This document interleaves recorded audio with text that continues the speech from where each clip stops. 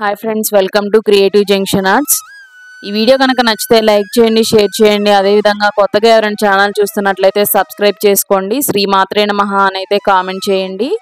దేవి శరణవరాత్రిలో భాగంగా 3వ రోజు అమ్మవారు కాశీపురాధీశ్వరి మోక్షప్రదాయిని శ్రీ అన్నపూర్ణాదేవి అలంకరణలో మనకి ఈరోజు అమ్మవారు దర్శనమిస్తున్నారు. ఈరోజు మనం తల్లి రూపమైన ఆహార ప్రదాయిని శాంతి సంపదల దాత అయిన అన్నపూర్ణాదేవి కథ గురించి అయితే తెలుసుకుందాం.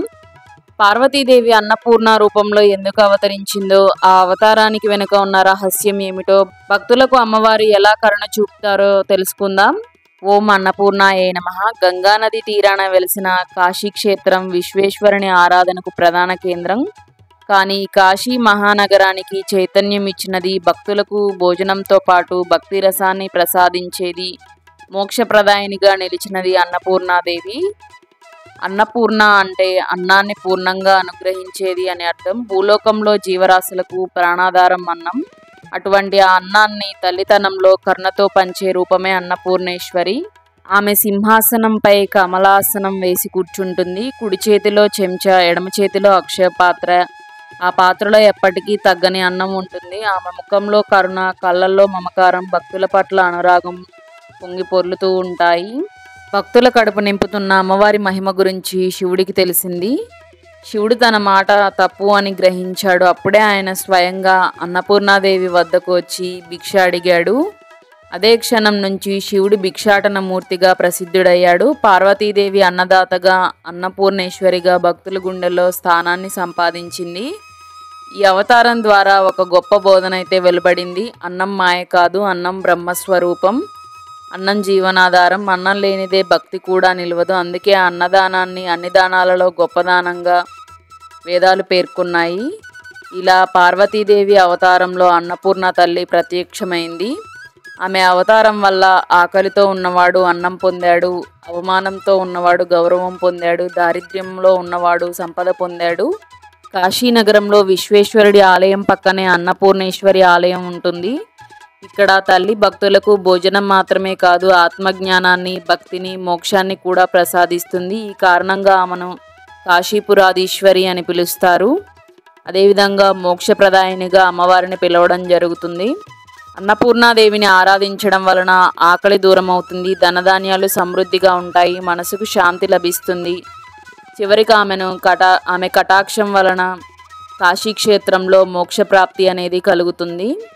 అన్నపూర్ణాదేవిని స్తుతిస్తూ శంకరాచార్యులు రచించిన శ్లోకాన్ని ప్రతిరోజు పఠించండి. ఇక్కడ పైన ఉన్న శ్లోకాన్ని శంకరాచార్యులు రచించడం జరిగింది. సెప్టెంబర్ 28 ఆదివారం రోజున అన్న సమారాధన జరగనుంది. ఎవరైనా దాతలు విరాళాలు ఇవ్వాలి అనుకున్నట్లయితే డిస్క్రిప్షన్లో నెంబర్ ఇవ్వడం జరుగుతుంది.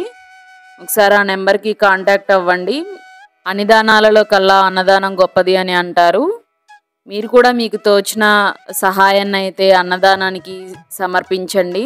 వీడియో నచ్చితే లైక్ చేయండి, షేర్ చేయండి. అదేవిధంగా మా ఛానల్ని అయితే సబ్స్క్రైబ్ చేసుకోండి. శ్రీ మాత్రే నమః అని అయితే కామెంట్ చేయండి. దేవి శరణవరాత్రుల్లో భాగంగా ప్రతిరోజు అమ్మవారికి ఏ అలంకారాలు ఉండబోతున్నాయి, అమ్మవారి పూజా విధానం అయితే మన ఛానల్లో అప్లోడ్ చేస్తున్నాము. బాలా త్రిపుర సుందరీదేవి, అదేవిధంగా గాయత్రీదేవి అలంకరణలు మన ఛానల్లో అప్లోడ్ చేయడం జరిగింది ఇప్పటి వరకు. ఆ వీడియోస్ కూడా ఒకసారి చూసేయండి. దేవి శరణవరాత్రుల్లో భాగంగా ప్రతిరోజు అమ్మవారికి ఆ అమ్మవారి అలంకారాన్ని బట్టి అమ్మవారి సహస్రనామాలు, అదేవిధంగా అష్టోత్తరాలను పఠిస్తూ ఉదయం సాయంత్రం కుంకుమ పూజ అయితే ఉంటుంది. అదేవిధంగా ఒకసారి ఛానల్ని కూడా ఒకసారి విజిట్ చేయండి. ఇంకా టెంపుల్ వీడియోస్ కూడా చాలా ఉన్నాయి. మీరు వీడియోని లైక్ చేయడం వల్ల ఇంకొంతమందికి అయితే షేర్ అవుతుంది. వాళ్ళు కూడా అమ్మవారిని దర్శించుకోవడానికి అయితే వీలు పడుతుంది.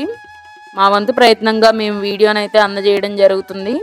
ఏదో లైక్ల కోసమో వాటి కోసం అయితే కాదండి. మీరు కూడా అమ్మవారిని దర్శించుకోవాలి. ఎవరైనా బయటికి వెళ్ళలేని వాళ్ళు ఉన్నట్లయితే అమ్మవారిని చూసుకోవడానికి వీలుగా వీడియోస్ అయితే అప్లోడ్ చేస్తున్నాము. అమ్మవారికి ధూపం నైవేద్యాలను సమర్పించినాక నక్షత్రహారతి ఇవ్వడం అయితే జరుగుతుంది. ఆ నక్షత్రహారతి కాంతుల్లో అన్నపూర్ణాధీశ్వరి ఎంత శోభయమానంగా ఉన్నారో ఒకసారి చూడండి. అమ్మవారు ఎలా ఉన్నారనేది అయితే కామెంట్ చేయండి. ఛానల్ని ఎవరైనా కొత్తగా చూస్తున్నట్లయితే సబ్స్క్రైబ్ చేసుకొని వీడియోని లైక్ చేయండి. మరి కొంతమందికి అయితే షేర్ చేయండి. సెప్టెంబర్ 28 ఆదివారం రోజున జరగబోయే అన్నదానానికి మీరేమైనా విరాళాలు ఇవ్వాలి అనుకుంటే డిస్క్రిప్షన్లో నెంబర్ ఇవ్వడం జరుగుతుంది. ఆ నెంబర్ని సంప్రదించి విరాళాలు ఇవ్వచ్చు. మీకు ఇంకా ఏదైనా అన్నదానం గురించి డౌట్స్ ఉన్నట్లయితే కామెంట్ సెక్షన్లో అయితే కామెంట్ చేయండి ఇంట్రెస్ట్ ఉన్నవాళ్ళు. దేవీ శరణవరాత్రుల్లో అమ్మవారిని పూజించడానికి వీలు కుదిరిన వాళ్ళు ఎవరైనా ఉన్నట్లయితే వాళ్ళు మీకు కుదిరిన టైంలో ఖచ్చితంగా పండితులకి ఒక పూటకి సరిపడా భోజనాన్ని మీ శక్తి కొలది స్వయం పాకాన్ని కానీ లేదా పేదవారికి అన్నాన్ని కానీ దానం చేయడం అయితే చేయండి. మీకు కూడా అమ్మవారి కృపా కటాక్షాలు అయితే లభిస్తాయి. ఉదయం పూట అలంకరణలో అమ్మవారికి ఉపయోగించిన కూరగాయలతో సాయంత్రం పూట నైవేద్యం చేయడం అయితే జరిగింది. అది అందరికీ భక్తులకి పంచి అమ్మవారి అనుగ్రహాన్ని పొందే విధంగా చేయడం అయితే జరిగింది. నెక్స్ట్ వీడియోలో అమ్మవారు 4వ రోజు శ్రీ కాత్యాయని దేవి అలంకరణలో మనకు దర్శనమిస్తారు. అమ్మవారికి సంబంధించిన ఫుల్ వీడియో కూడా మన ఛానల్లో అప్లోడ్ చేస్తాము. ఎవరైనా కొత్తగా ఛానల్ చూస్తున్నట్లయితే సబ్స్క్రైబ్ చేసుకోండి, వీడియోని లైక్ చేయండి, శ్రీమాత్రే నమః అని అయితే కామెంట్ చేయండి. నెక్స్ట్ వీడియోలో మళ్ళీ అమ్మవారి అలంకరణ పూజా విధానం గురించి అయితే తెలుసుకుందాం. అన్నపూర్ణదేవి నమః. ఓం నమః శివాయ.